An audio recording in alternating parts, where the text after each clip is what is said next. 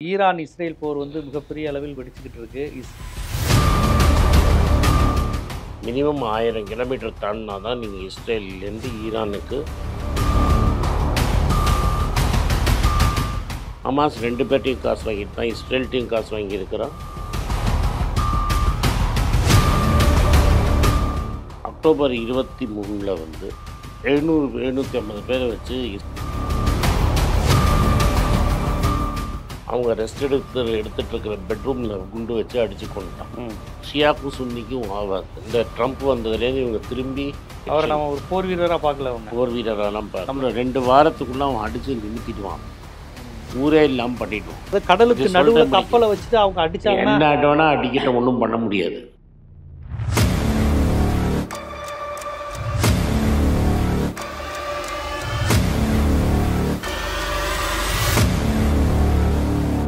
Jeeva today பார்வையாளர்களுக்கு வணக்கம். இன்றைய நேர்காணலில் அரசியல் பொருளாதார வல்லுநர், காங்கிரஸ் கட்சியினுடைய மூத்த பிரமுகர், சர்வதேச பகுப்பாய்வாளர் ஆனந்த் சீனிவாசன் அவர்கள். சார் வணக்கம்.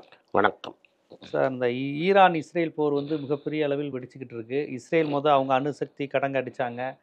அதுக்கப்புறம் பார்த்தா அவங்க ஒரு ட்ரான் மாதிரி அவங்க திருப்பி அடிச்சிருக்கிறாங்க. நெதன்யாகு வீடெல்லாம் பாதிக்கப்பட்டுருச்சுன்னு சொல்கிறாங்க.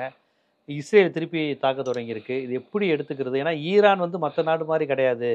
அவன் வந்து அணுசக்தி வச்சுருக்கிறான். இன்னும் சொல்லப்போனால் கடல் வழி தாக்குதலில் அவன் பெரிய ஆள். அவ்வளோ சீக்கிரம் நீங்கள் வந்து கடல் வழியை தாண்டி பண்ண முடியாது. கப்பலில் இருந்து ஏவுகணை வர்றதில் அவன் தான் நம்பர் 1 போன்னு சொல்கிறாங்க.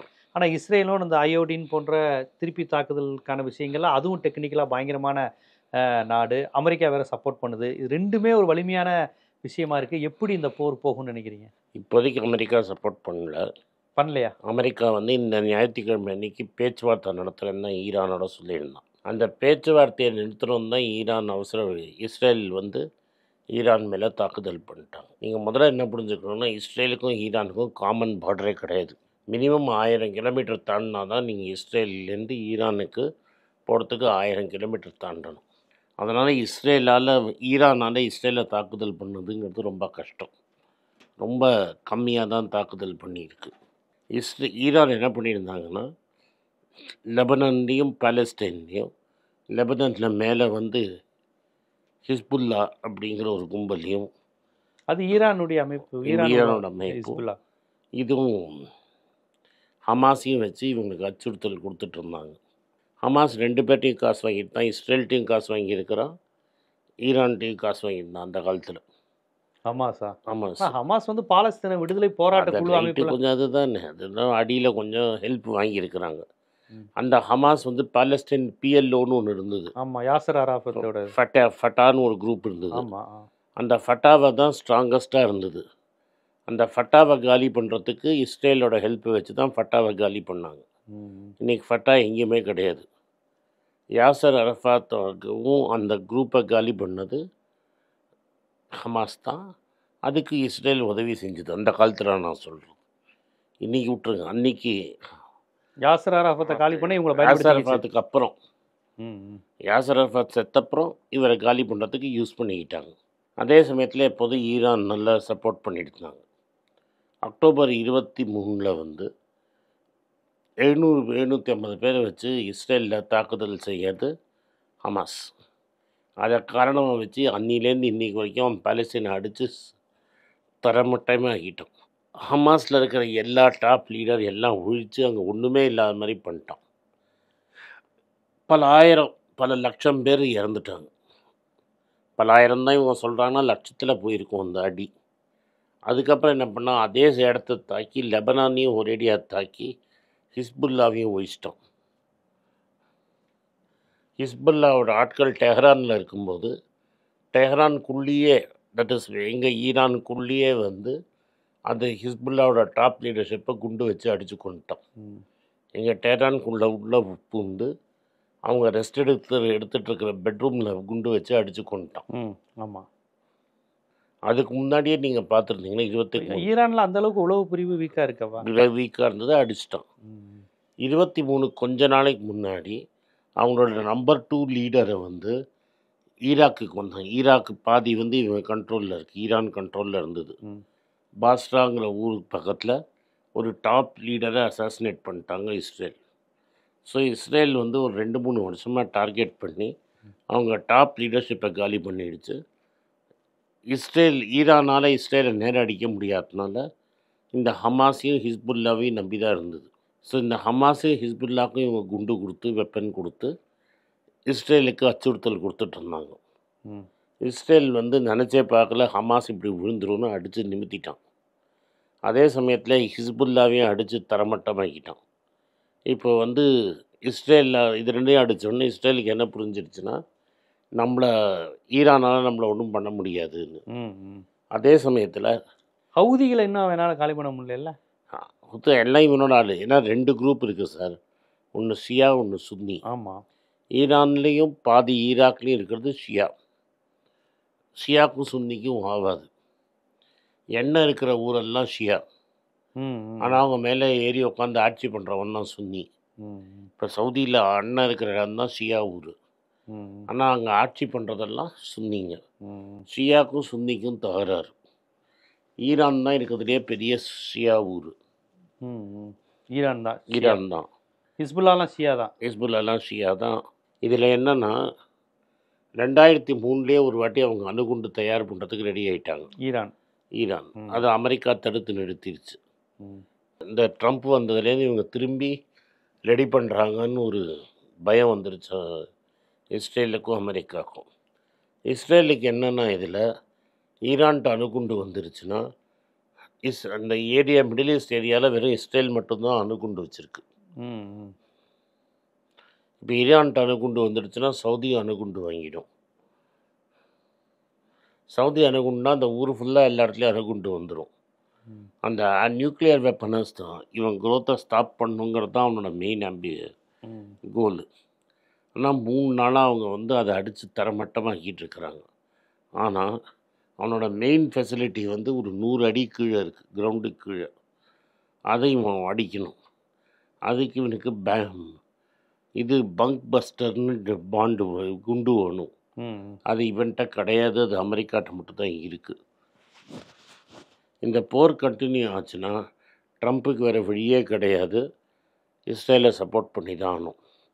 ஆல்ரெடி இது ரொம்ப ப்ரெஷர் இருக்குது. நீங்கள் இஸ்ரேலை சப்போர்ட் பண்ணுங்கள், ஆயுதத்தை கொடுங்க. உங்களால் முடியாத வேலை ஆல்ரெடி கொடுத்துருக்கானே அமெரிக்கா. அதெல்லாம் பழைய ஆயுதம். அந்த பங்கர் பாம்பெல்லாம் கொடுங்க. கொடுத்தானா நீங்கள் முடிக்க முடியாத வேலையை நாங்கள் முடித்து கொடுத்துருவோம் அப்படின்னு இஸ்ரேல் ஜூக்காரெல்லாம் ப்ரெஷர் போடுறோம். இன்றைக்கி வெறும் 5வது நாள் போரில், 4வதோ 5வது நாளோ இந்த போர் வாரக்கணக்காக கண்டினியூ ஆகும்னு சொல்லிட்டார். ஆல்ரெடி வந்து டாப் லீடர்ஷிப் எல்லாரையும் போட்டு தள்ளிட்டாங்க.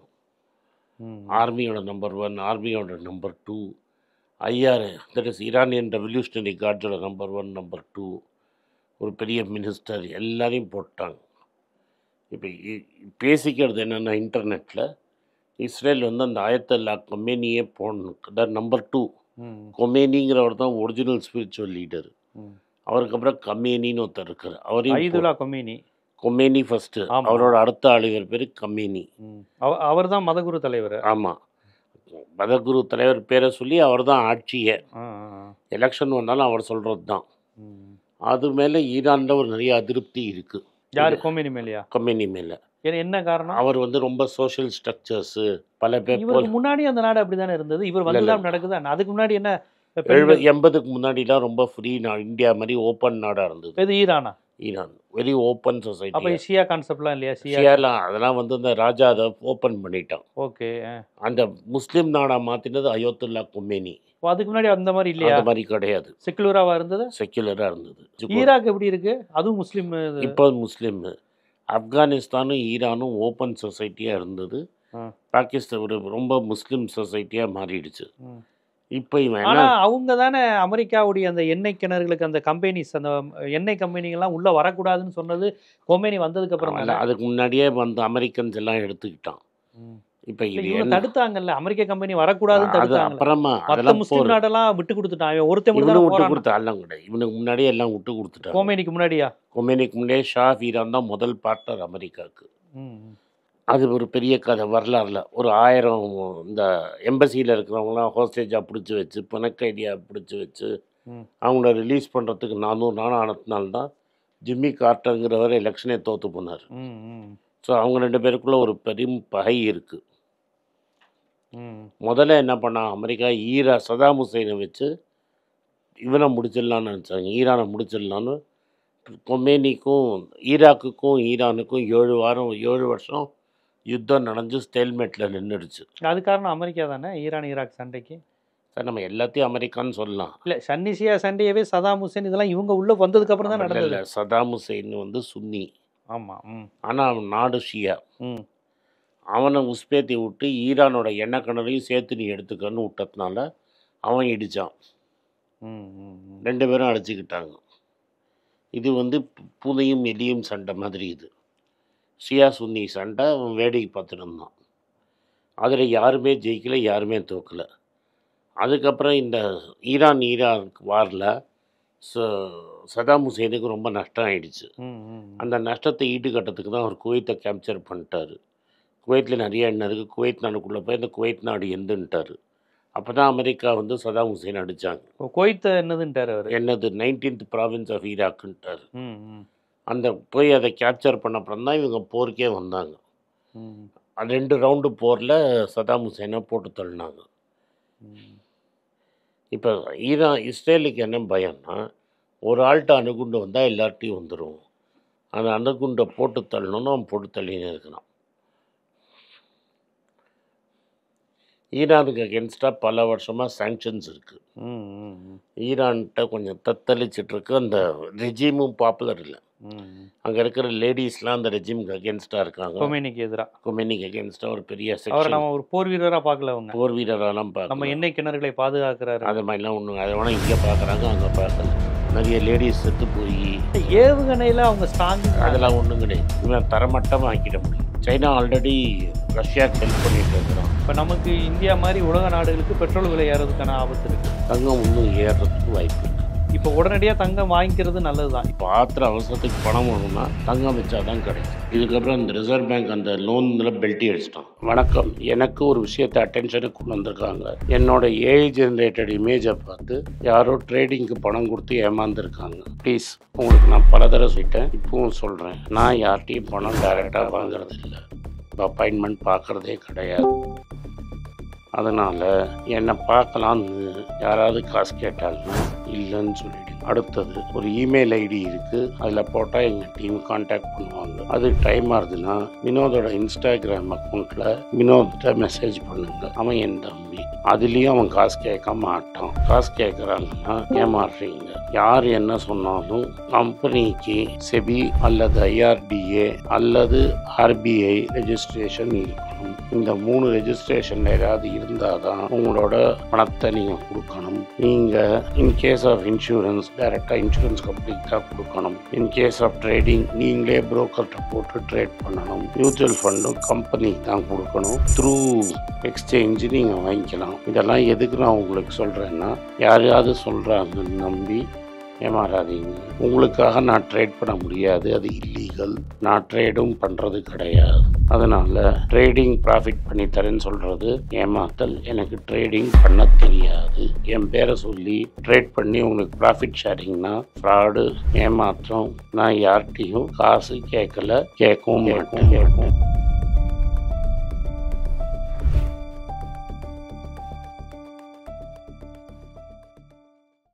வணக்கம், இது ஆனந்த் ஸ்ரீனிவாசன். இது என்னோட பர்சனல் சேனல்.